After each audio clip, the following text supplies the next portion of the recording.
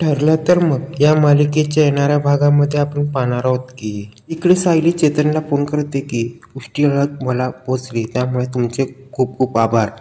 आणि उष्टी हळद मला मिळाली, प्रियाला नाही मिळाली. आणि महत्त्वाचं काम राहिलं ते म्हणजे उद्याचं लग्नाचं. आणि त्या लग्नाला कसं पण करून मला पोचवायचं आहे, कारण की प्रियाची बॉडीगार्ड मला त्या लग्नापर्यंत पोहोचू देऊ शकत नाही. आणि लग्नामध्ये मला एक कामगार म्हणून यावं लागेल. आणि संगीताच्या कार्यक्रमामध्ये मी वेटर बनून आले होते. तेव्हा चेतन बोलतो, काहीतरी युक्ती करतो आणि तो फोन ठेवतो. तेव्हा हे चेतनचे बोलणे प्रतिमा ऐकत असते आणि प्रतिमा चेतनला बोलते, तू कोणाशी बोलत होतास? तेव्हा चेतन बोलतो, मी सायली बहिणीशी बोलत होतो. तेव्हा प्रतिमा बोलते, मला तिन्ही आयुष्य नाही बर्बाद करायचे आहेत.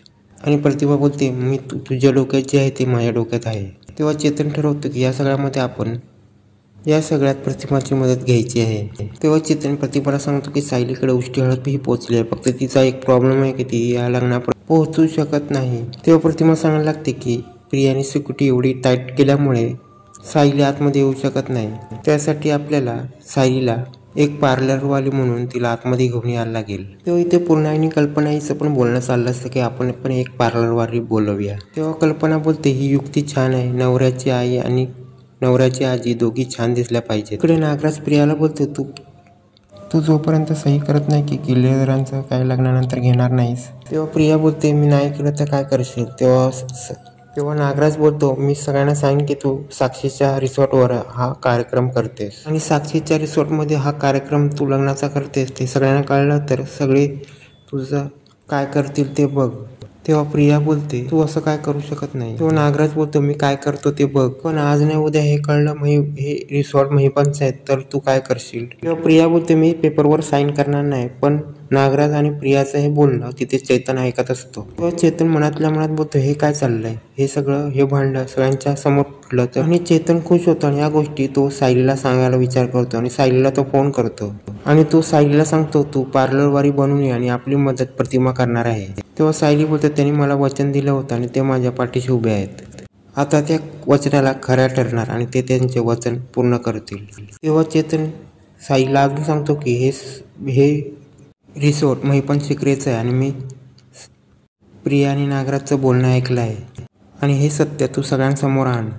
इकडे कपटी प्रिया बॉडीगार्डना सांगते की तुम्ही काय पण झालं तरी ही पोझिशन सोडायची नाही आणि तुम्हाला ज्या मुलीचा फोटो दाखवला ती मुलगी इथे आली नाही पाहिजे. तेव्हा इथे चेतन अश्विनला सांगतो, हा रिसॉर्ट कोणाचा माहिती आहे तुला? हा रिसॉर्ट महिपन शिकरेचा आहे, ज्याने तुला तुझ्या बापाला अडकवण्याचा प्रयत्न केला आणि चेतनने अश्विनला पण आपल्या बाजूने घेतलेला. इकडे प्रतिमा सिक्युरिटी गार्डवाल्यांना सांगते की इकडे मेहंदीवाली येणार आहे, तिला तुम्ही अडवू नका, तिला तुम्ही आतमध्ये पाठवा. तेव्हा सिक्युरिटी गार्डवाले समजतात की नवऱ्या मुलीचीच आई एवढं सांगते तर तिला आतमध्ये पाठवलंच पाहिजे. तेव्हा इथे प्रतिमा सायलीच्या जवळ येते आणि तिला बोलते, मी तुला काही झालं तरी तुला मदत करणार आहे आणि मी माझं कर्तव्य पूर्ण केलं आणि मी ही तुला मदत केली आणि मी हिच्यावरती काही तुला वाटत नाही तुला मदत करू शकते आणि घरच्यांच्या विरोधात जाऊन तुला कुठलीही मदत मला करता येणार नाही. तेव्हा सायली प्रतिमाला सांगते की तुम्ही ही मदत केली तर मला खूप मोठीची मदत आहे आणि तुम्ही कुठली मदत अजून करावी मला त्याची अपेक्षा नाही आहे आणि जे पण तुम्ही आता केलंय ना ते मी तुमचे खूप आभार आहे. इथे सिक्युरिटी गार्ड प्रियाला सांगतात की तुमची आई आली होती की 3 बायकांना आतमध्ये सोडायची. तेव्हा ती प्रिया बोलते, 3 बायकांना आतमध्ये सोडायची काय गरज होती? तेव्हा प्रिया कल्पनाला विचारते, कोण 3 बायका आहेत? तेव्हा कल्पना बोलते, 2च बायका आहेत आणि त्या आतमध्ये मेकअप करत आहेत.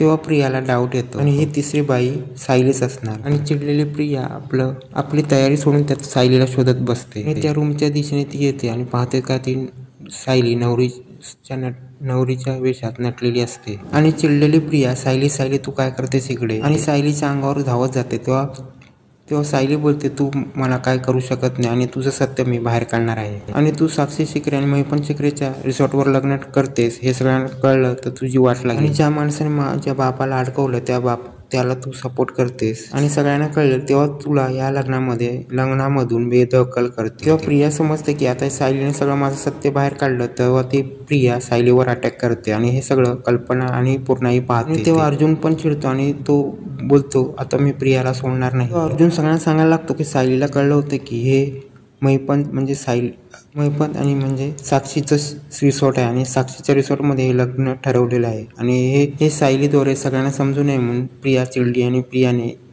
सायलीवर अटॅक केला. आणि आता अर्जुन, कल्पना आणि पूर्णाई काय पुढे प्रियाबद्दल ॲक्शन घेणार ते पाहण्यापुढे रंजकच होणार आहे.